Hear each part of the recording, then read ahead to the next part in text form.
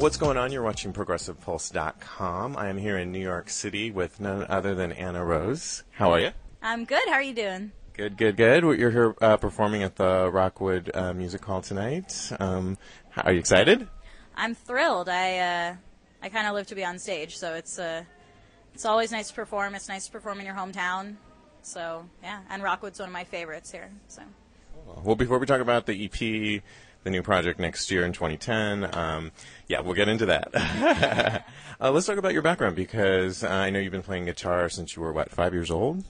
Yeah, long time. But I'm not. That doesn't mean I'm any good. That just means that I've been playing a long time. Well, you come from an artistic family. I was reading your father as a composer, your mom was a dancer. You're a dancer.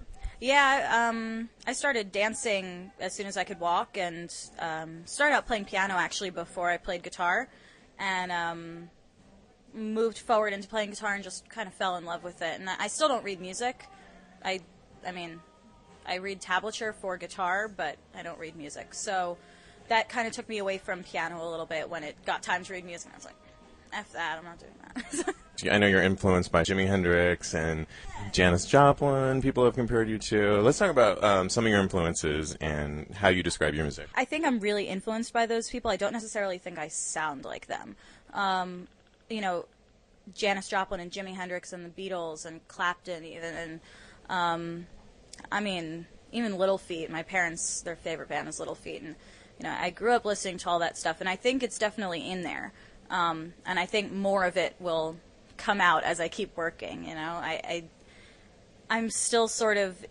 I think this record is much more in a pop sensibility, and I feel myself moving a little more into blues. You live in a place you call free, but in your mind you are caged.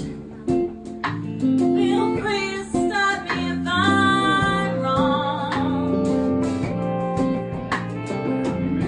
and if they told you to raise your hand, raise it up high.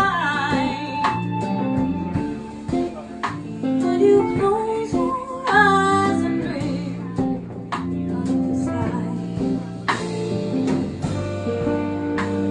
But I am fully aware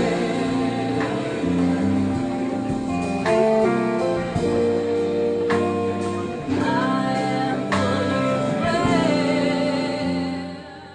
I started playing guitar when I was 5, and then around when I was 12 or 13, I started playing with a guy named Arlen Roth, who played with Paul Simon and Simon and Garfunkel when they were together, and Bob Dylan, and a lot of people. He was a big hired gun for people, and he's the one that brought a lot of this blues into my life, and had me sitting playing Johnny B. Good for hours. The 5 songs that are on this EP are also on Nomad.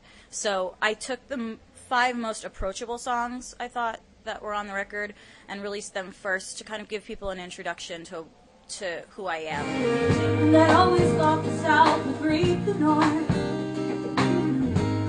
with a smile on the side, and that the West and the East would somehow come together in due time. But now that you look to the far corner, find yours there in the balance of the strong and the answer. Sit away, go